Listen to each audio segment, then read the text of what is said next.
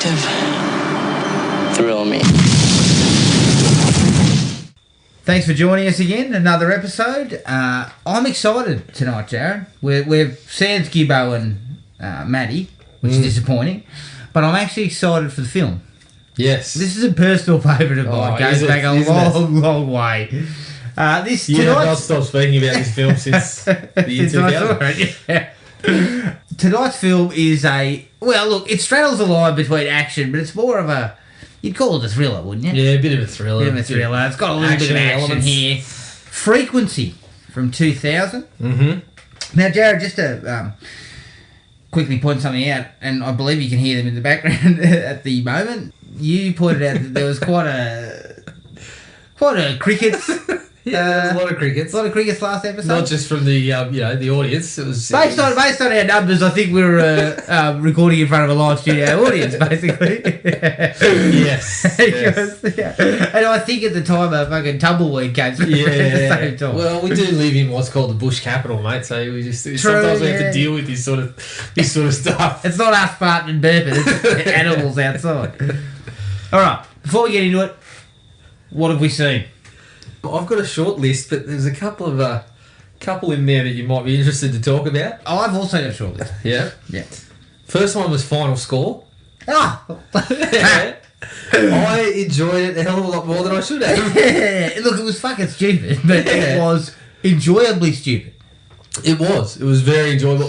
Parts of it I felt were superior to the sudden death setup. Yeah. A couple of action sequences that were really good. And as I posed to you throughout the week, mate, it's just, I'm just tossing it out there. Is Batista a better actor than The Rock? Because I think he might be. I said to you that I think that The Rock has got him. I love The Rock. But it's close. I love The Rock, but if I'm talking about acting chops, Batista's mixed it up quite a bit. Yeah, well, he has had more differing parts. Yeah, and I saw him in something like Blade Runner, and he was perfectly serviceable in a dramatic kind of. Obviously, there was a little bit of punch on involving him too. You don't want to waste the size of the man, but I think he's got a case at least. Yeah, well, look, he is a handy. I thought his performance as an everyman was better. The Rock's everyman was Skyscraper, and if just go back and have a listen to what you just said. But it was how ridiculous that sounds. The Rock's everyman was Skyscraper. It was his attempt to do Skyscraper, to do an everyman, and it failed. Not that he was bad in it. He's just not an everyman. No, Batista also has the same problem. He's a fucking mountain. Yeah. I mean, my God. But they played it a little bit better. Remember the blokes call him, get rid of the Hulk and come with us. And that giant dude he takes on in the kitchen has got him covered. Yeah. But I just think in terms of just acting, it comes across as a little less cheesy than The Rock. Yeah. I love The Rock as an action hero, but in something like, in the ones that are a little bit more grounded, he doesn't kind of have the realistic sort of... Batista can pull it off just a little bit better, I think. Okay, well, that's fair. Cool. Well, I'd like to hear what other people think. I can't wait for Gibbo to come in next week and tell me I'm a fucking idiot. Yeah. I'm looking forward to that too. Yeah. What else have we seen? I saw... Final Score, loved it. Pierce Brosnan, worst Russian accent in the history of the world. Pierce Brosnan might have been the worst thing in the movie, to be honest. no, Ray Stevens. Brosnan, come on. Brosnan was buddy. He may as well not have been there. I think it was a cardboard cutout. I think he was embarrassed to be there. You shouldn't be, Pierce. You shouldn't be. You have got nothing to be embarrassed about, big fella. Just take it. Just roll with it. I actually also got a few laughs out of the little comic relief guy because it was a bit more of the British kind of humour. Yeah. Where that woman's calling him a terrorist. He's there going, "What you're doing is terrorism. It's emotional terrorism." Yeah, that's right. He was all right. Look, the film had its moments, and like Sudden Death, it understood that you couldn't take it too seriously. Yeah. And I thought Batista was good. But my only quibble with him is, like The Rock, they're so big that it's like, I can't take this guy as a guy who can't handle the action. Well, Batista's so massive, his shoulders just morph into his head. There's no room for his neck there because his muscles are so big. Ridiculous. What else you got? I watched The Mummy. The Tom Cruise one? Yep. You know what? I was really after I watched, excuse me, after I watched it, I was a little bit disappointed because there were parts of it that showed some promise. And I think, had they not sort of, put the horse before the cart, the cart before the horse and gone the whole Dark Universe thing, so planning all that before you got the Mummy right, I think they might have had something. Maybe they thought they got Frankenstein or Dracula Unleashed right. Don't know about that. They were ready to go. Yeah, but even Cruise, I didn't mind Cruise in the role, but the problem is, seemingly, from what people have said, Well, I'm going to pose you a question. Cruise took too much of control. I'm going to pose this question to you, right? Russell Crowe, greatest actor ever. Look, Russell and Rock knew what it was. He understood that it was a little bit of ham required. This is the question I'm asking. Tom Cruise has been around the industry for a long time. Yep. For taking away what we think of his beliefs, the guy seems to be able to pick up and produce good films. He tends to know what works for his. Occasionally, that's the problem. It's even more occasionally. But even some of the things like your Edge of Tomorrow's and that, they're still good films. The Oblivions, they're still good movies. But the problem is for something like this, if you have. But why do you think he took over? If you have, because that's what he does now. I mean, there was a word that he was telling the cinematographer he's using the wrong lens and all this sort of stuff. Why doesn't he take over the Mission Impossible movies? And they seem to be awesome. Well, I don't know. Is he not taking them over? I think he does to an extent. Is he working with someone he trusts? I don't. Well, I think that's probably it. But I don't know. With the Mummy now, it seems like they had some stuff there. I mean, there was parts with the actual Mummy where there was a few little creepy elements. The stuff with Russell Crowe, I could have copped if it was maybe lessened a little bit and kind of parts of that were a little bit clumsy, but. Cruise as the character was good, and I could see where it ended up. I could have gone with that. I could have been happy to see where the Dark Universe was going to go, but unfortunately, there were some parts of the movie that were just. I didn't know what was happening. Boring. It was just bored me to tears in a lot. I'll tell you what I think. I think it's a mixture of Cruise taking over because he didn't trust whoever was directing it. Well, wasn't it his first movie? Yeah. He's written a bunch, but he directed it. He wrote it too, I believe. Yep. But it was Cruise taking over and no trust, but it was also the Dark Universe was a pulled together pile of pull. Yeah. And no one knew. Everyone's going, shit, we've locked in all these great actors. Yeah. What do we got for them? Yeah. Nothing. So I think it's a double banger there. Well, they're all the Invisible Man. Do you know that shit still made 400 mil? Worldwide? Yeah. I'm fucking baffled. I am baffled. I'm baffled too. I don't know how. It was a shame. I mean, then again, we've been talking about Meg money for months. Yeah, I know. I'm still baffled about that. Yeah, true. All right, what else? Finally saw Overlord. Fucking awesome. I really liked it. Yeah? Liked it a lot. Yeah.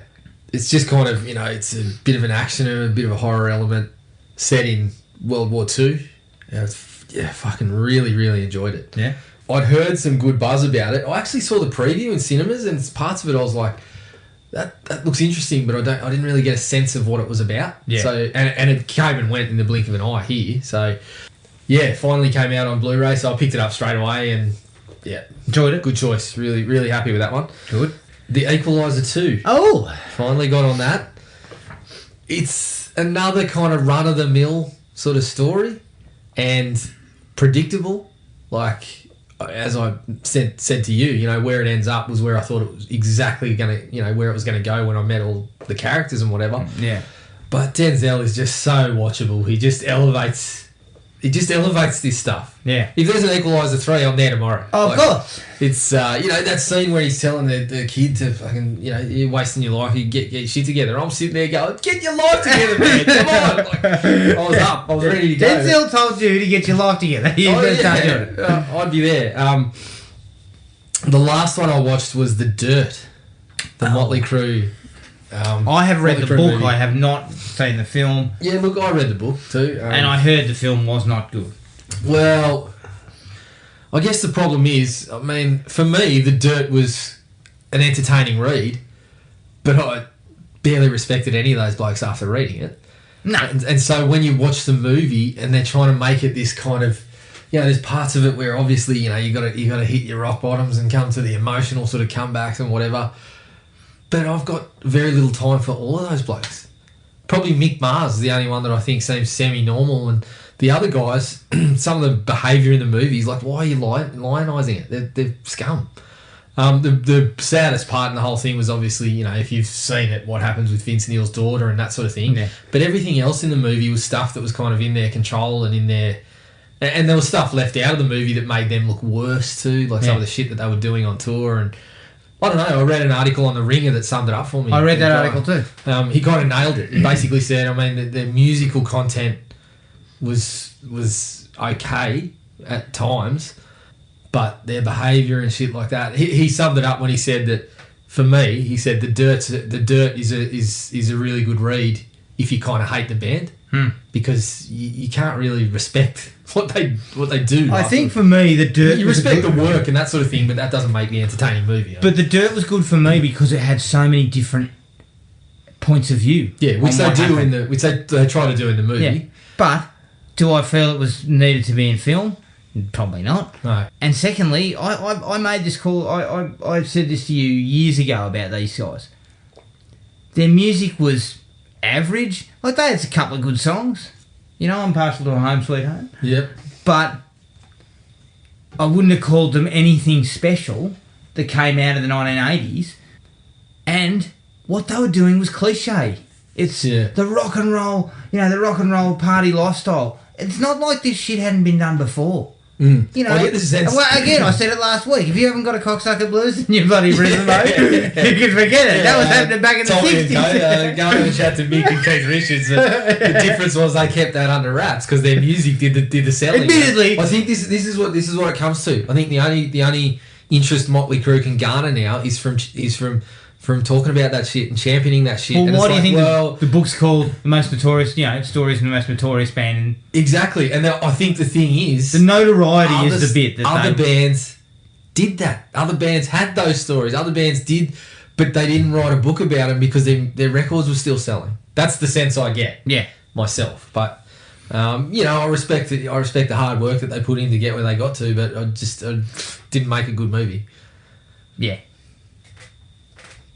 That was pretty much it, mate. My wife saw the trailer and thought, this looks all right. And I said, listen, I've read the book and I don't think this is your bag. I don't Sorry to tell you. Yeah. And I believe it starts in a very untidy... It starts with a story in there, the Bullwinkle story, I think it was called. It was in the book. It's all, look, it's all throughout. It's all just, sleaze sexual conquests and...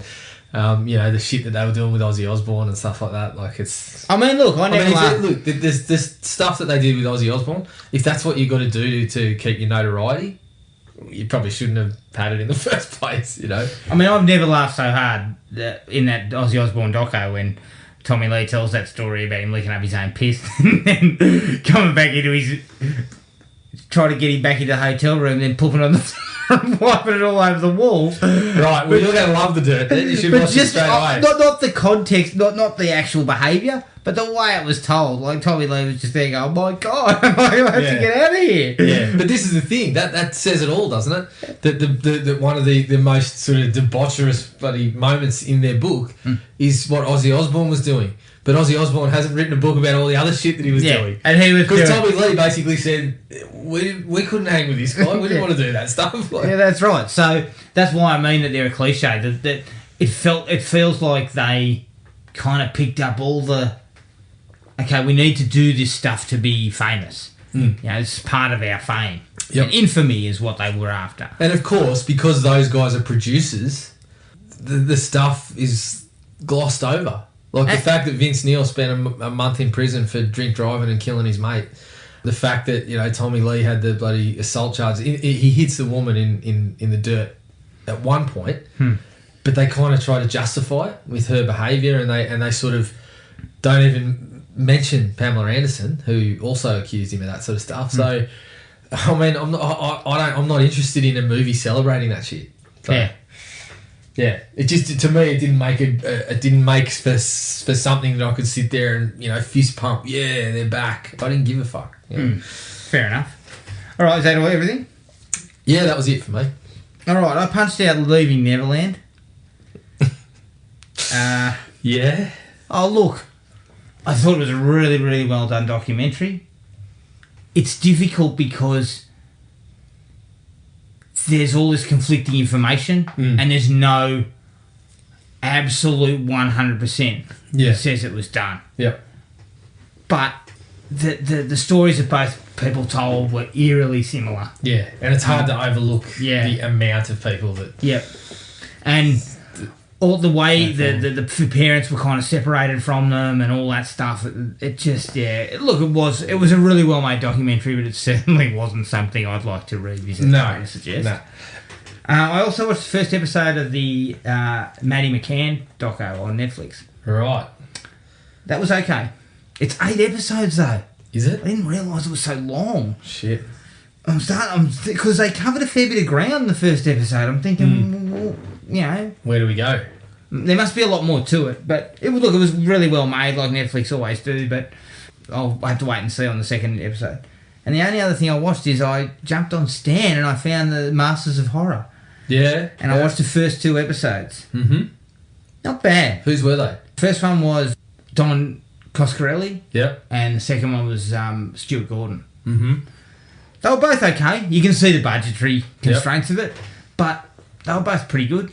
Stories were okay.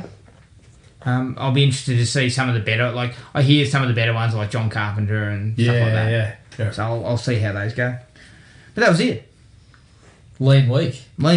You really wallowed in the true to life stuff. That you don't particularly want to be hanging around too much. Yeah, look, I watched Neverland because you had said, it was there, worthwhile. It's out, have a look at it. I don't want to wallow in R. Kelly in any way. No. Give yourself a wide berth on that one too. Just before we go on to the film, Stranger Things trailer. Mm-hmm. I loved it. Yeah. It was awesome. It looks great. Just after we bagged Motley Crue. Yeah, I know, but right in there. it's a great song. I'm not going to lie. Yeah. Well, no, sorry. It's a good song. It's a good song. Yep. But the trailer looks great. It looks like it's really sort of hitting that coming of age, endless summer type of thing. Yeah. It looks really, really good. Yep.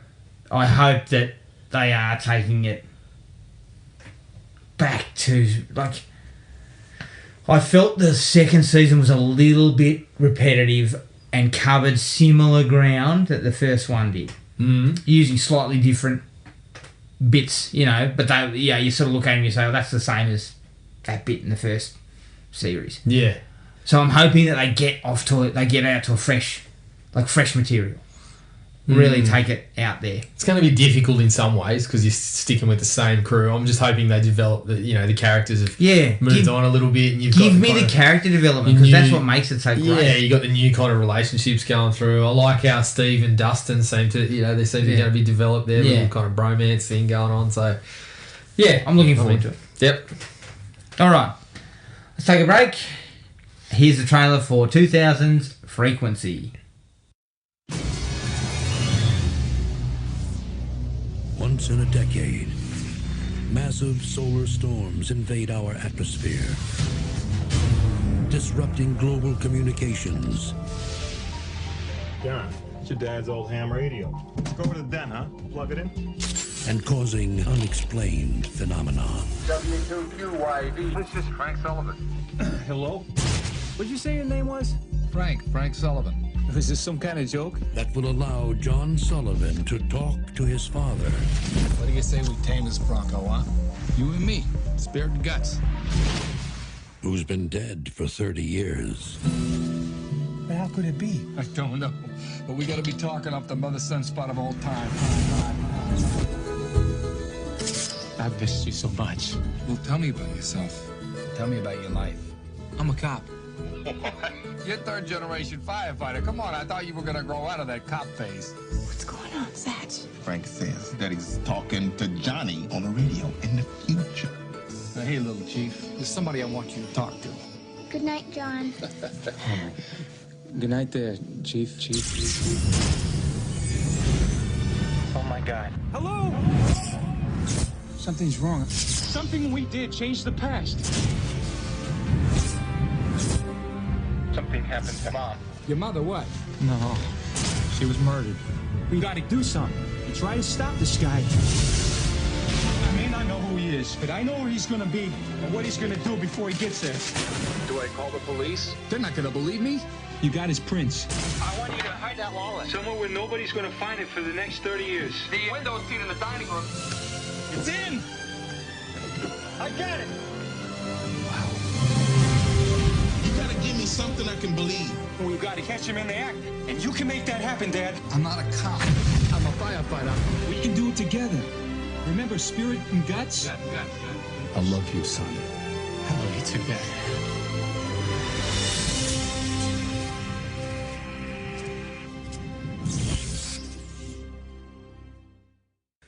Frequency from 2000, directed by Gregory Hoblet, who directed Fallen, another film that we're huge fans of, and 2 episodes of Cop Rock. You've really gone bottom of the barrel there. Yes, that was in his deep dark past, but let's not forget he's done some other stuff since then. That's some of his best work. Get on YouTube and check it out. Yeah, let's be careful out there. I'm going to put that fucking clip on Facebook. I'm telling you now. It's one of my favourites. Absolutely awesome. Yeah. We got a 187 at the 7-Eleven. Classic. Oh, God. It's produced by Gregory Hoblet, Toby Emmerich, Bill Carraro, who was producing Blade Runner 2049, and Hawk Koch, great name, who produced Source Code, and it was written by Toby Emmerich. It stars Dennis Quaid as Frank Sullivan, Jim Caviezel as John Sullivan, Elizabeth Mitchell as Julia Sullivan, and Andre Braugher as Satch Dillon. Budget was $31 million. The box office was 68 worldwide. Now let me just take a breath. Not enough. Not enough at all. Mel Gibson, Harrison Ford, Michael Keaton, Bruce Willis, Arnold Schwarzenegger, Robin Williams, Kurt Russell, Kevin Costner, Patrick Swayze, Ed Harris, Bill Paxton, Liam Neeson, Rod Perlman, Stephen Lang, Michael Biehn, Alec Baldwin, Kevin Bacon, John Travolta, John Malkovich, James Woods, Willem Dafoe, Gary Sinise, Tommy Lee Jones, Jeff Bridges, Christopher Lambert, Rutger Hauer, and Michael Nouri were considered to play Frank Sullivan. That's everyone in Hollywood. Arnie again. Jesus. Hey, little chief. Like, fuck. Yeah, poor old Dennis Quaid. Cannot get across, can I can't believe that. That was on his movie database. That sounds like BS. Are you telling me that D. Quaid's that far down the list behind Nori? Who the fuck's Michael Nori? Mate, actually, no, I know who Michael Nori is. Isn't he in The Hidden? That is just a list of almost every male actor in Hollywood. Yeah, well, let me tell you something, mate. Look, I'm not going to lie to you. He's probably behind a few of them. No, I'm going to get a few of them, but Jesus Christ. Well, why was Robin Williams on the list? This wasn't his kind of role, was it? Oh, probably not. Okay. But now that you look at the box office figures, that's why everyone else is ahead of him. Yeah, except for Michael Nouri. Who's Michael Nouri? Well, he's had a hit with The Hidden. I'm telling you, mate. I love that movie, and Nori's a big part of it. Jesus. Okay, your thoughts, mate. Come on. Okay, so much like your Thomas Jane was the actor of the 2000s. There was a stretch of time where I thought Gregory Hoblet might have been the best director on the planet too. Why are we laughing? Why are we laughing? Primal Fear, Fallen, Frequency, and Heart's War, all in succession. Mate, that is a rock solid resume. That is as good a resume as you'll see. And they are all really good movies. He hasn't really directed a movie since for like 10 to 15 years. No, he's probably been working on a Cop Rock revival. Yeah, he might have, I don't know, maybe he snuck into production on Viva Lachlan or something like that. Yeah. I look, the premise is just stone cold killer premise. Yeah. Like it's such an awesome idea, and they wisely don't go too deep into the science of anything. No, they just say this has happened. And you know, make a small link to the Northern Lights. But you know and what? then just move on. They could have done without the Northern Lights. I wouldn't have that's cared. the thing. I don't really care. That to me has little bearing on the narrative. Yeah. And they knew this, and they just produced a heck of a good movie. Like it's the idea is really good, but the way they kind of tease it out and go through the process of it, it's actually really fun. And a lot of the scenes are just lengthy, kind of, you know, Caviezel and Dennis Quaid connecting. Yeah. But you're all in. You're all in for it. I think it's like before we were going to watch it, I thought it was going to be similar to Fallen, where I can see Fallen's warts, but I fucking love the movie, and I thought this was going to be similar. But I mean, I look at it and I still can't give it less than a 4. Like, I think it's the absolute gem. I'm all for that. 4 out of 5 for sure. It delicately balances the time travel, Yep. the serial killer, and the dramatic relationship between the father and son Yeah. really, really well. And it's a really good idea of, like, a really good example of it's the suspension of disbelief, obviously. But with this one, you're already going to a movie where you understand the premise is something that you just couldn't happen. So you've accepted that you're going to go and watch this, where, you know, the narrative is this. This is going to happen. You can't get too deep into the ins and outs of why it's happening. So you just go along for the ride, the roller coaster of the story, and that works. An absolute treat. Yeah. It's absolutely brilliant. I think it's a fantastic film. It has a couple of... Like, watching it again, I saw a couple of little things that, you know, I looked at again and thought, you know, that didn't really work as well as I thought. But for the most part, this is actually more about the father-son connection. Yeah, that is the key piece. And without two really good actors doing that, it would have been a bit of a shitfest. I mean, not a shitfest, but it would have been less successful in terms of the quality of what you got if you put in sort of... Let me just look at a couple of names.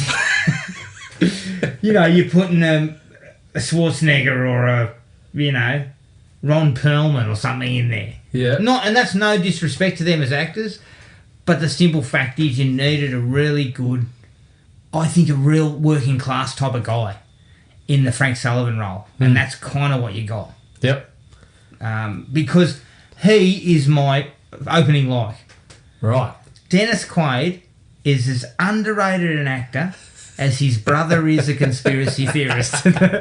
Yeah, well, Matty was saying to me he was just disappointed because he thought we were watching a Randy Quaid movie, and that's why he's not here. Unfortunately, watching it was an alien abduction film. Yeah, well, unfortunately, watching a Randy Quaid movie these days involves watching sex tapes, so no one's interested in that. Shit, so he's got one too. But yeah, it's both of them. Jim Caviezel. His name's not on that list. So he might be being blackballed back then. yeah. Look, Jim Caviezel's similar. Like I looked at his resume on IMDb after, you know, when we were going through this, and I thought, fuck, he hasn't done much lately. He's been sort of just in lower tier stuff, but he's another very, very solid actor. Yeah. What has he been doing? I don't know. He had a TV show for a while. Yeah. I can't explain it.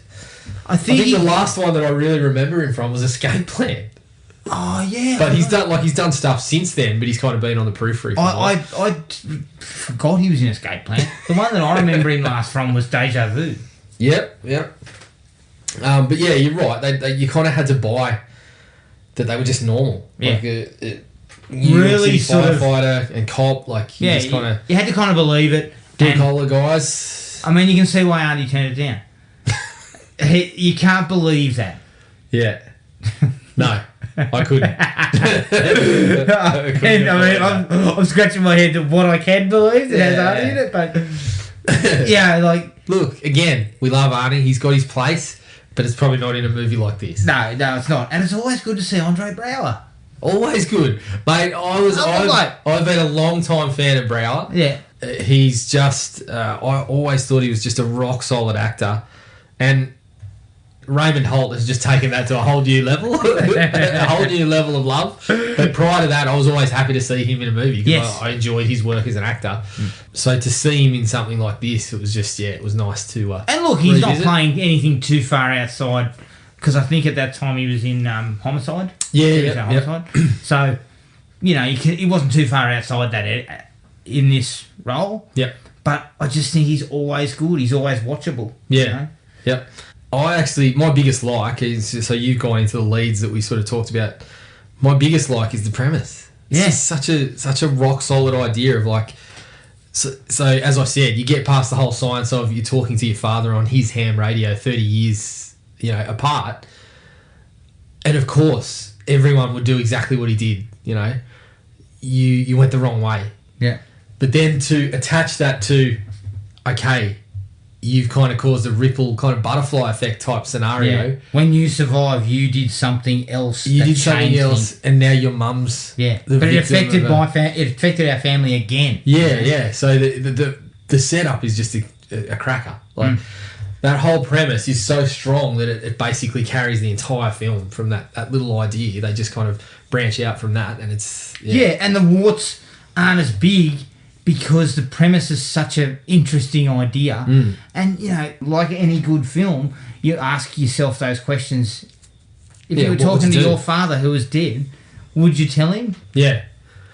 how he died? Yeah, absolutely. And I think it still baffles me that it didn't gain more traction when it did, because I remember something like Looper, Yeah. and everyone was talking about Looper basically for the idea. Yeah. Yeah, they were talking about, Bruce Willis and Joseph Gordon-Levitt playing the same person, and so using the prosthetics, which was a point of interest as well. But everyone was like, the idea. Yeah. It's like, I'm sitting here going, This like is, this, yeah, like, this like is a similar frequency, idea, yeah. It's very kind of similar, like it's got those kind of bridging the time travel and whatever. Yeah. So, yeah, it still kind of baffles me, but going on from the premise, it's the way that they use things, for example, like baseball.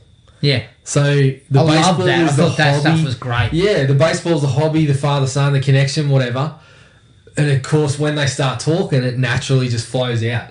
You can believe that the first thing that Dennis Quaid would say to someone he's talking to on a ham radio is, how about the baseball? Because prior to that, all we've seen is baseball, playing with the kid blood, amazing Mets. But I love the way it also ties back into how Brower realises that he's That's the talking thing. the truth. That's how everyone does. It's Yeah. how Caviezel convinces him that, I'm your son 30 years in the future. It's how Brower realises this is he's legit. telling the truth. It's all legit. Yeah, it's really quite a strong little device that they use to get all that out there. Exactly.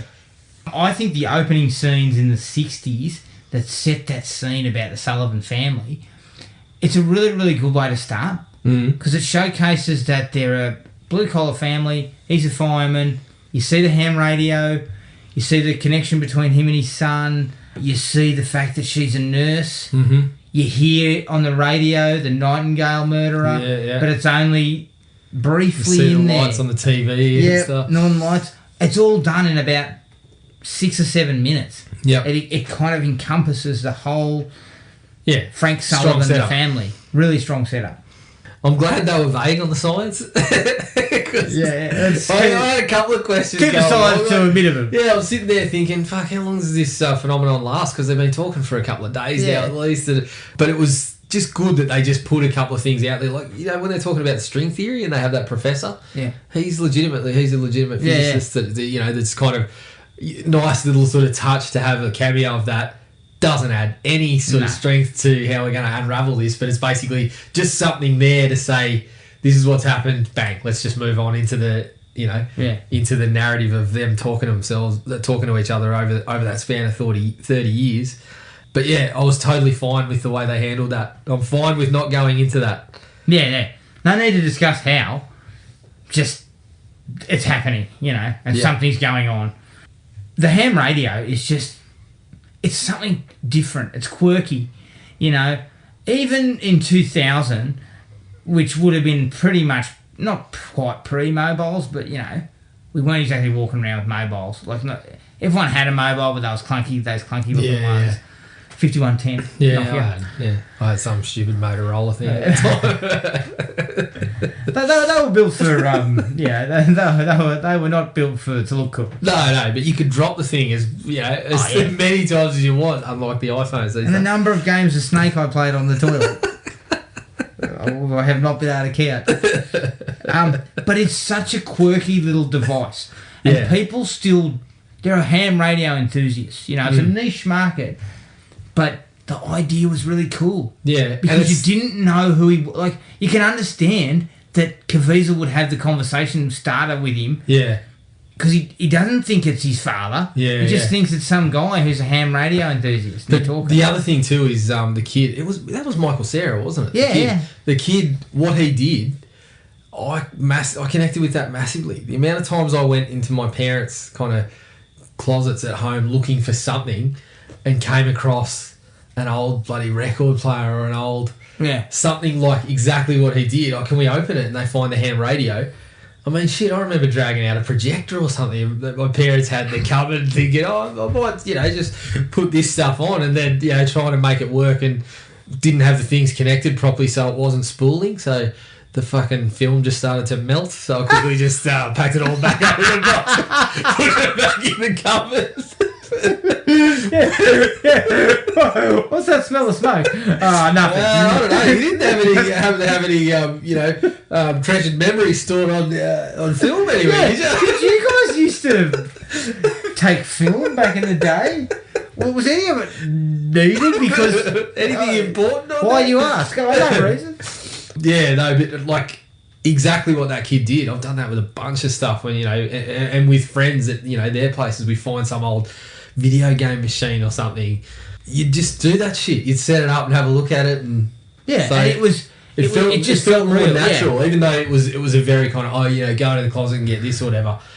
The actual act of the kid finding that thing and wanting to open it and whatever felt natural. Yeah, it felt real. Yep. For me personally, the fact that because ultimately it could have basically been a drama, but the serial killer bit for me is the best bit. Yeah. It's so well weaved in there. Yeah. Initially, I was looking at it and I'm thinking, I wish they kind of had to put a bit of whodunit into the Nightingale.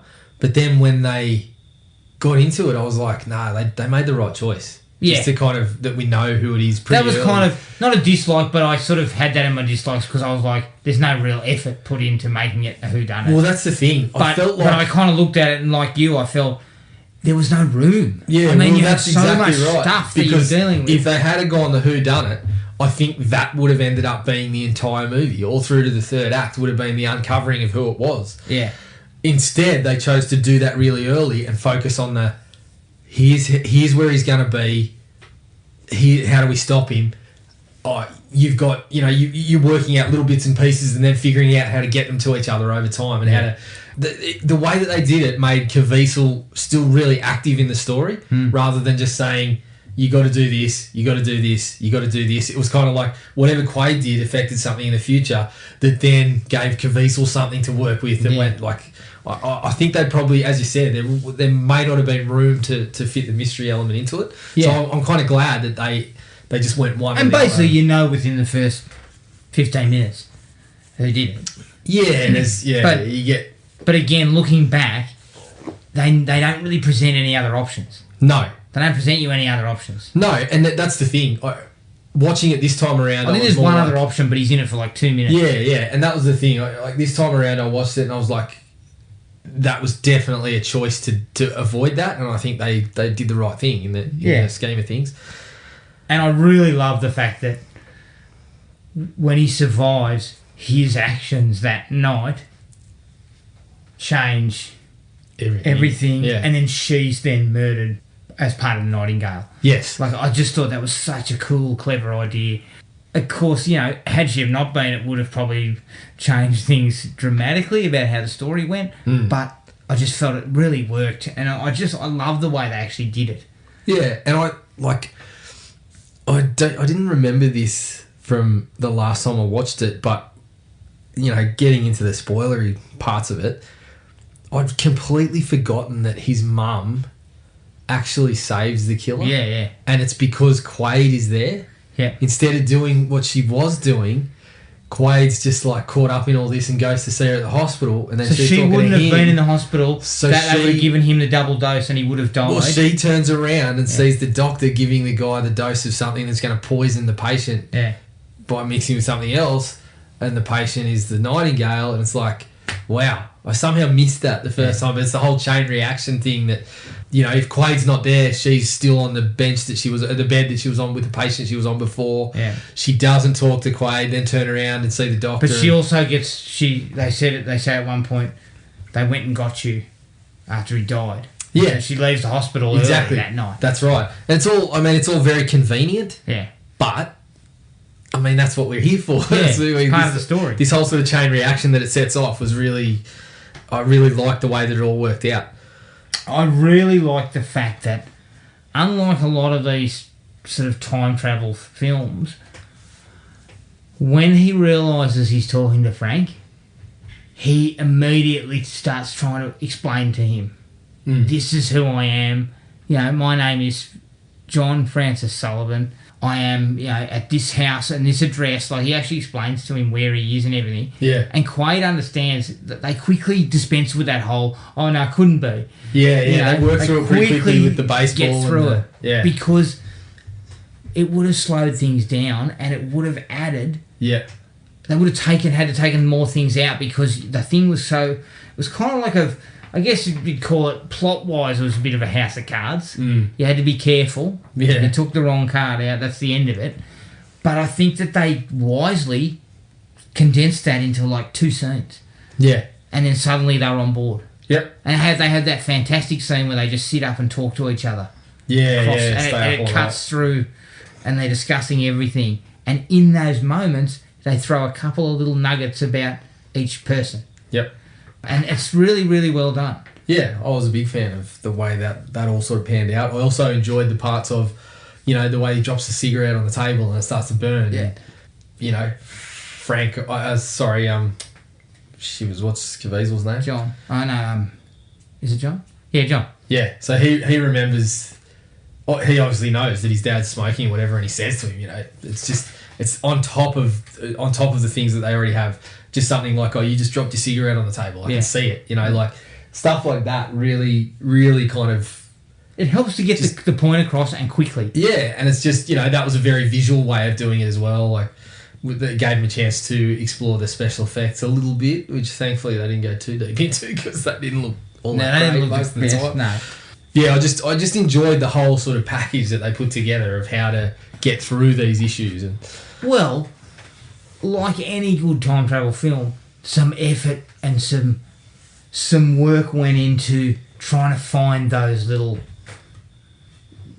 plot holes and fill them. Yep. They're still holes. I'm not saying that they're not, but like a good time travel film will try and work it so you don't see them. You don't realise it.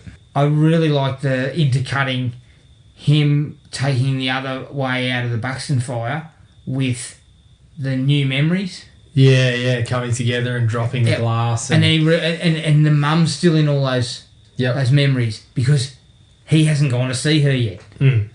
I thought all that was great. Once again, it gave you, everyone's alive, the family's all right. Yeah. And then suddenly we twist again. Yep. And mum's gone. I actually really liked that when they find the body, that it's the first one. Yeah. Because that's what kind of sets in motion the fact that Caviezel's kind of active as a protagonist as well. Like he's got something to do that kind of narrows the field a little bit while he's directing Dennis Quaid. He's directing him around to find the guy. Yeah. They're both sort of working on it simultaneously rather than just saying this is what you need to do and then spending all our time with Frank. Yeah. They're both on it. They're both constantly going. They've both got something to do, which is it strengthens it all. Like showing the back and forth between what you did helped me to realise this and figure this out. And I think the first victim kind of gets that rolling because otherwise we would have had to wait for Frank to kind of go through his motions to get back to. But also, I love the fact they bring that dead body in the first 10 minutes before we really know the Nightingale's history. Yeah. Yep. And then suddenly it starts to unravel. Well, it's part of the introduction to it. Exactly. All, right? It's really, really well done in that respect. It's just cool to have kind of like a police investigation across 30 years. Yeah. Like, it's just really cool the way they actually do it because they don't take too many missteps. As you say, Caviezel's actually involved. He's starting to reinvigorate the case. And I love the fact that they intervene and that girl disappears out of the files. Yeah. I've got a dislike to the whole thing, but overall I felt that it was quite strong. Yep. I really thought there was once again another really sort of sweet sort of scene where young John talks to his mum when she's still alive, and John's there. Yep. I thought that stuff again. It's only a 2-minute sequence, but again, it just adds another layer and another sense of emotional resonance. You know. Yeah, and they give a light little bit of that kind of Back to the Future 2 stuff when he's talking to Gordo. Yeah, about and he's like Yahoo, write it down. Yeah, that was cool. The Kaleidoscope Club. A lot of people are smoking pot in there. Just kicking back, having a good time. Look, I'll tell you why Frank failed his mission that night. He was high. Yeah, high as a kite. Either pot or LSD. Quite frankly, it looked like something out of Austin Powers. With all the giant flowers on the wall and stuff. I was like, oh, God. Expecting to see some dude come out in a bloody, velour top and start going, yeah baby. One of my personal favourite bits was the fingerprint on the wallet. Yeah. That was great. Yep. That was really clever. Because I would never have even thought of it.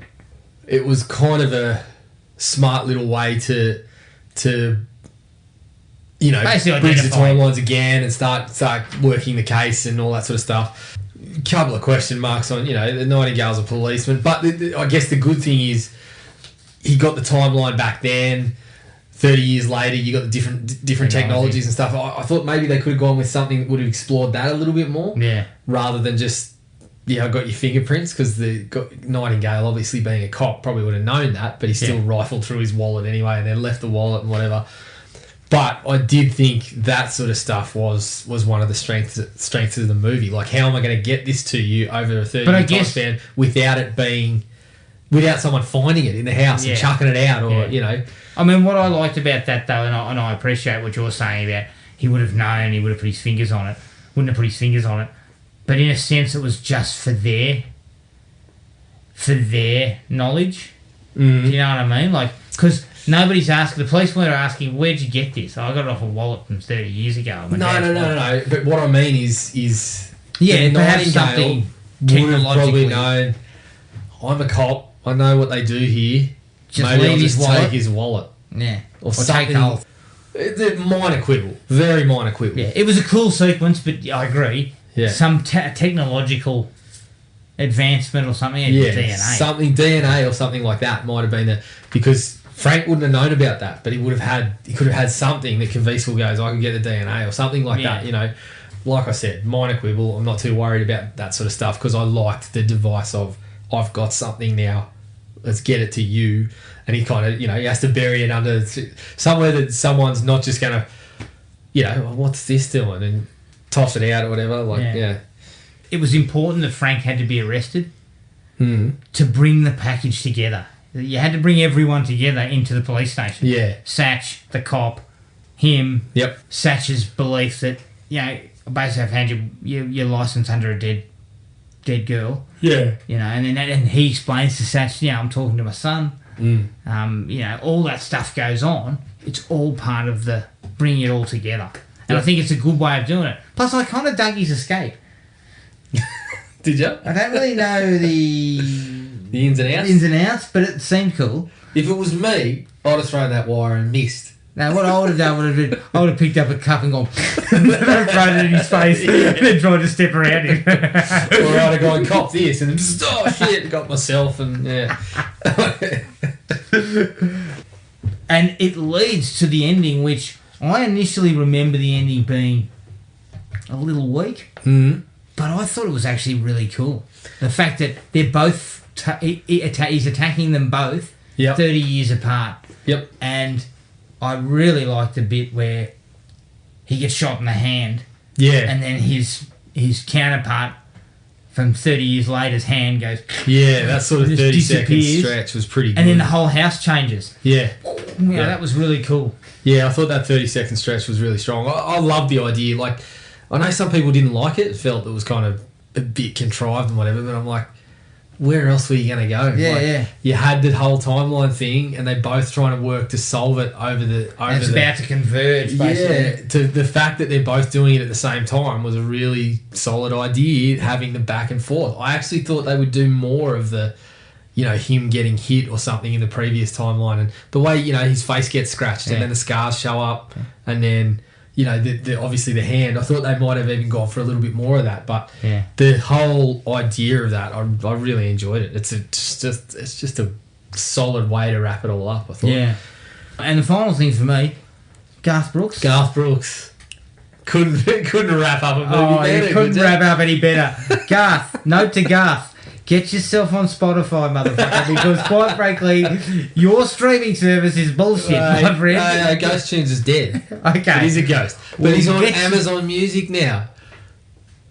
Yeah, but his whole collection's Nobody's not got there. Amazon Music. It is, but you got to pay for the Amazon Premium Music. No one's doing that. No, but hang on. It's got to be on Apple or Spotify. Can't I pay $60 for the whole Apple and the Amazon sort of package and get Amazon Prime back and then get because the Amazon Music that you get on Amazon Prime is what has a couple of Garth Brooks songs, and this is bullshit, Garth. Honestly, Brooks, you are testing my nerves, mate. Yeah. You are testing me. Yeah, so now the only way you're going to get my attention is on the credits of a Frequency film, basically.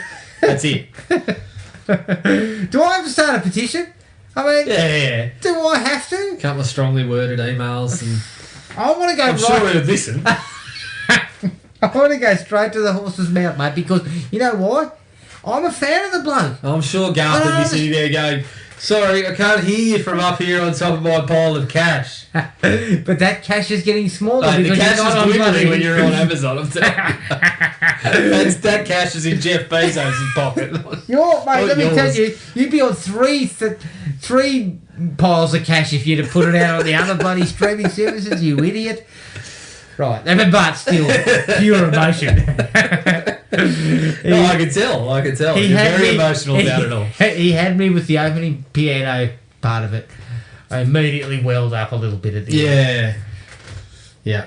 Brilliant. On prayer. Loved Magic. it. It's good to know that Spotify has got a cover band version of it, so I've added that to a playlist. Yeah, my favourite, where you go, oh, great, they've got this. Oh, hang on, it's in the style of. It's not actually. You know what? The version that I got was actually pretty good, so Garth, stick that up your ass. This is you just refusing to eat the crow all over again, isn't it? Hey, I'll tell you what, Garth will be eating some crow if he's not careful. Yeah. A strongly worded email, the petition with about 50 names.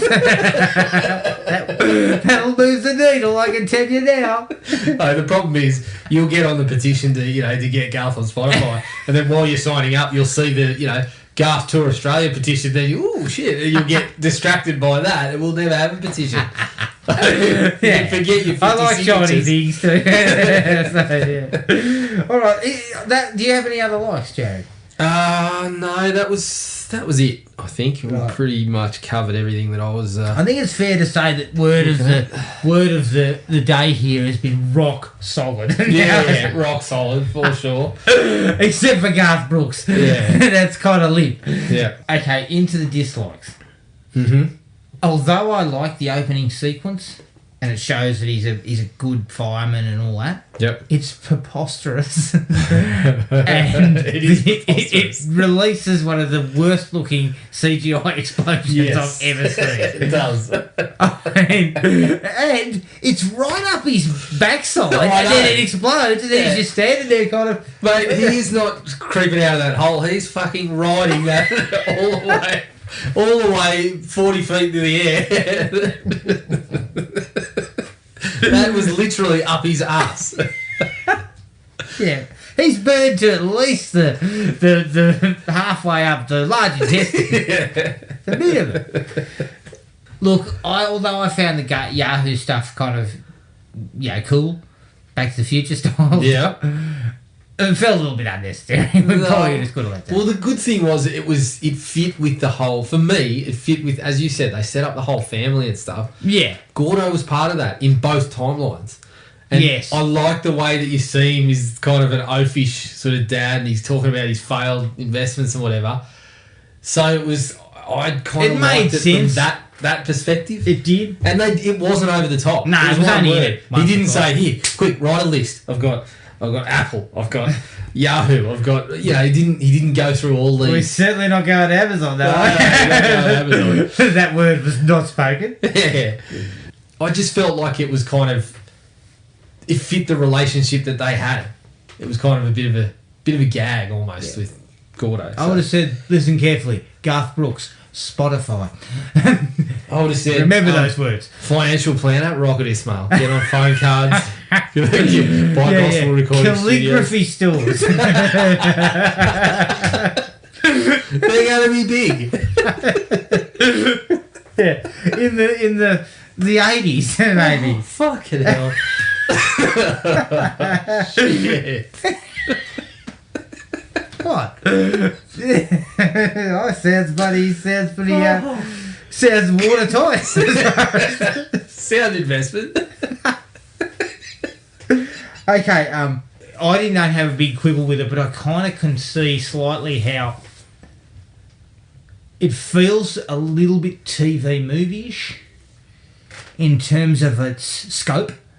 It has it feels like big scope, but it is still fairly condensed. Yeah. And maybe that's Hoblet, his background was in TV. Yeah, it's fairly contained, like... Yeah. It's not, like... You saw bloody TV movies, you saying this is bloody production values of Hallmark or something? No, it's not that. I'm just saying that maybe that's why it didn't catch on. It feels a little bit smaller than you would expect, because it's a time travel film.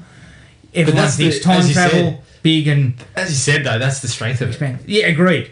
Because the father-son thing is so strong. Well, that's it. Looking closely at it, the key to it is the dramatic stuff between the father-son. The dramana. The dramana. Fucking hell. The leaves were full of Carrie Summer. Yeah, but there was no Calabar. There was no... They were low caliber actors. That's why Dennis Quaid was so low down the list. I still find that to be fucking ridiculous. The old age makeup. She was pretty rough. we had ironed out the kinks in some of that. Yeah, so I broke it down with Andre Braugher and Elizabeth Mitchell. It's not great, but it's kind of we'll cop it. But when it gets to the Nightingale, when he sits down next to Jack Shepherd at the bar, yeah, I was just like, oh shit, we missed the mark here badly. The way they kind of puffed up his cheeks, he looked terrible. You see, the worst thing with Elizabeth Mitchell was that it seemed to affect the way that she talked. Yeah. Because she had like a ventriloquist dummy or something. She kind of had like jowly bits. Yeah. And I don't know whether that was necessary. And I kept looking at Andre Braugher and thinking, the clumps? Because again, they gave him a couple of jowls. I'm sitting there thinking, Hercules. Eat that thing, don't scalp it. That's all I can think of. And in fact, what they should have done with Elizabeth Mitchell is just, they didn't have to have the gels and stuff. No. They should have had her normal type of face, just a little bit of wrinkle. Yeah. Grey hair, and it would have been fine. Yeah, because it kind of forced her to overdo it a little bit with her performance. Yeah. Which hurt. Yeah. She was really good in the 60s sequences. Yeah. But then when she was rocking up the 90s... when she was in the 60s. It didn't look great. Oh, no. God, no. Yeah. Not her fault. When the special effects person went a little bit overboard. Yeah. I think we talked about it. No, this is the bit I didn't like about the Nightingale. I know it's about convenience, but it's very, very convenient that there are several Nightingale murders the week before Mum gets killed. So it works fast. So we can investigate them. Yeah, it is very convenient. Before Mum gets knocked. And it wouldn't have really mattered. It could have been like a month. Like they could have stretched it. I guess it, it came under the whole, we don't know how long we're going to be talking to each other. Yes. They put this kind of time frame on it. But yeah, if he's working at that rate, by the time Caviezel gets to him, he knocked over hundreds of people. Yeah. Like, because I think it's like 10 days, isn't it? Yeah. When he saves his dad, he's got like 10 days to save his mum. Yeah. So And there was 2 murders in that stretch. Yeah, he's working fast. So, bloody Bundy and Co knocked over 30 or 40 in a few years. Yeah. This guy's been loose for 30 years. Yeah. Yeah, it doesn't really line up when you but it's go just looking into it. it's extremely convenient that they've got a couple of murders to check out before they get to Mum. Yep. But again, semantics really, because it's about, like you said before, about the fact that certain convenient things happen, like her becoming the victim of the Nightingale after the change of him surviving. But it's part of the film, so you had to sort of buy into it. Yeah, and I was happy enough to follow along with the we're on the clock here. The 10 days works better than a longer period of time. Yeah, it's about ramping up the stakes. I actually thought perhaps instead of that they could have had the first girl.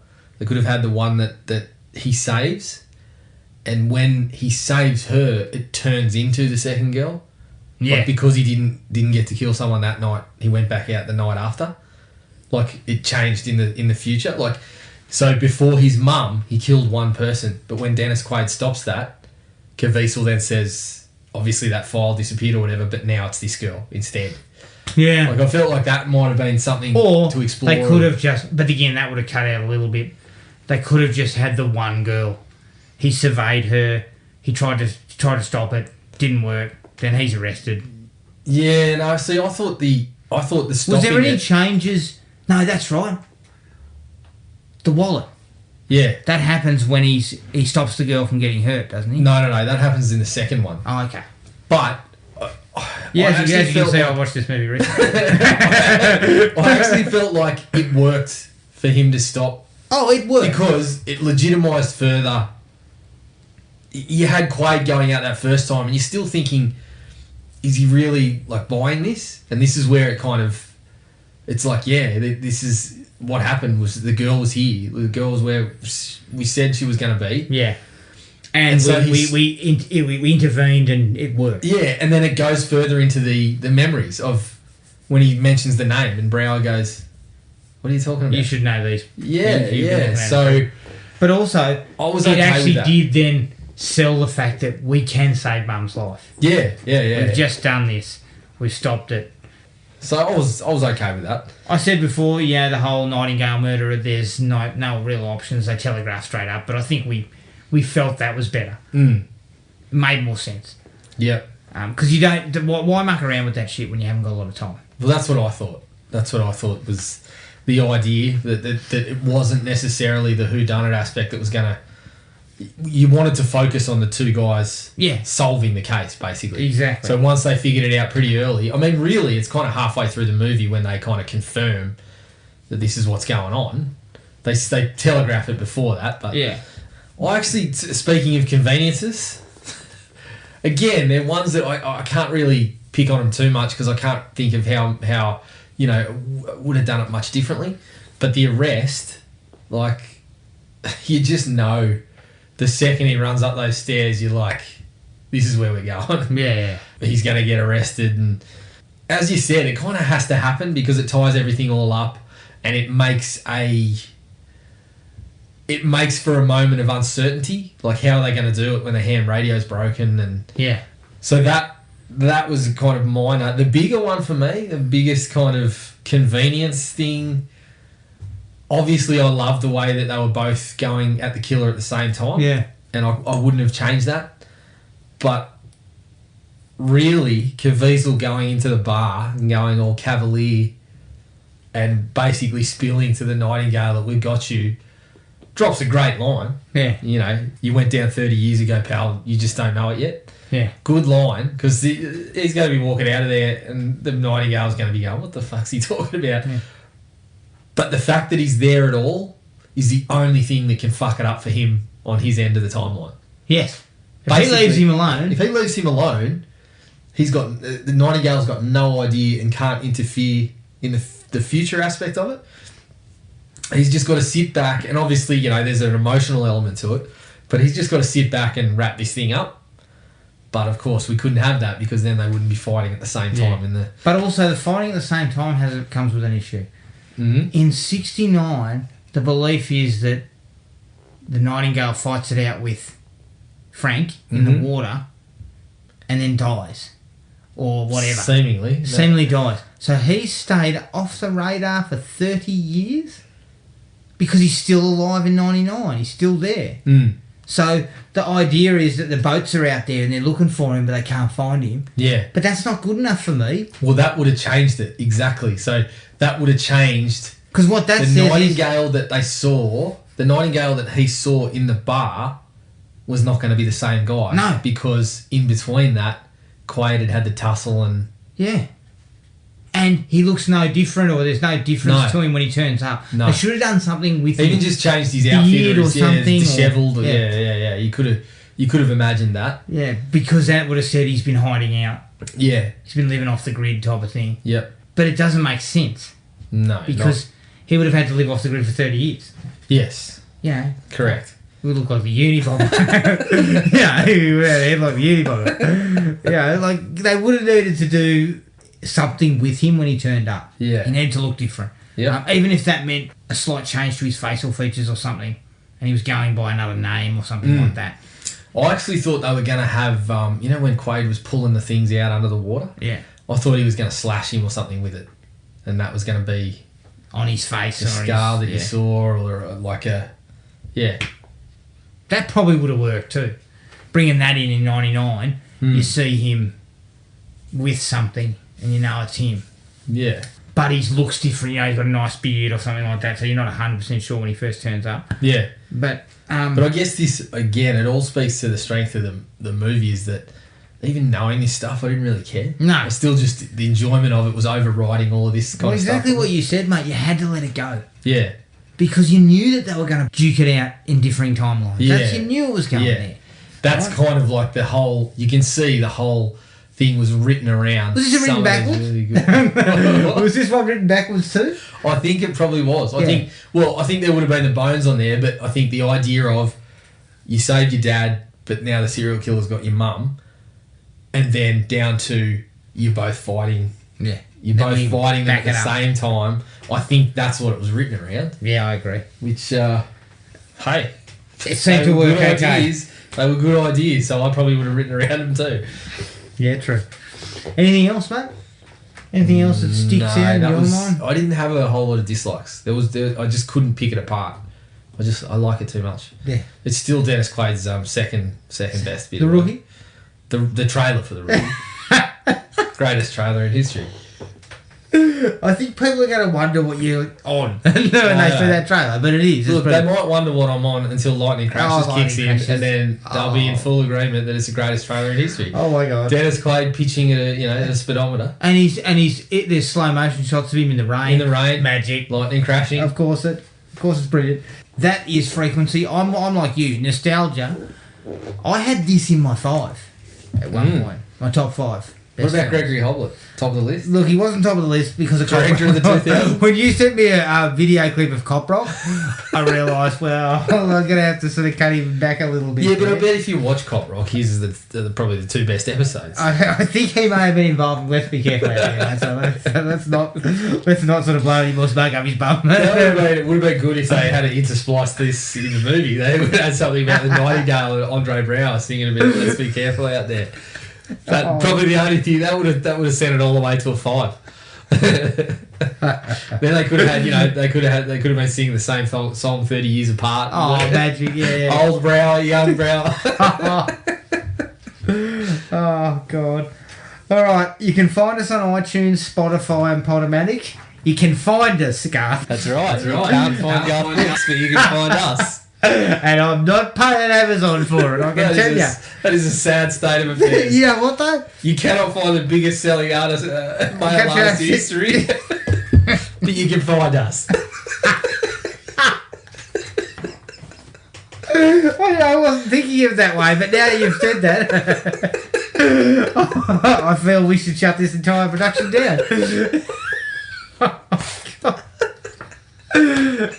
Yeah, what though? Now that you told me he's on Amazon Prime or Amazon Music, I'll probably have a bloody dip in it. We can only hope that you might get access to some more movies on Amazon streaming as well. Okay, send us an email at thrillme@iinet.net.au. Like us on Facebook, Thrill Me Podcast Australia, Podomatic at thrillme.podomatic.com, and on Instagram at thrillmepodcast.au. Keep an eye on the Facebook page for what we're covering next. Hopefully we'll have the other two lads back. Hopefully. But until then, take it easy, and we'll catch up with everyone later. Cheers. Find the podcast at Podomatic or on iTunes. Don't forget to rate and review. Like us on Facebook at Thrill Me Podcast Australia, or contact us at thrillme, all one word, all lowercase, at iinet.net.au.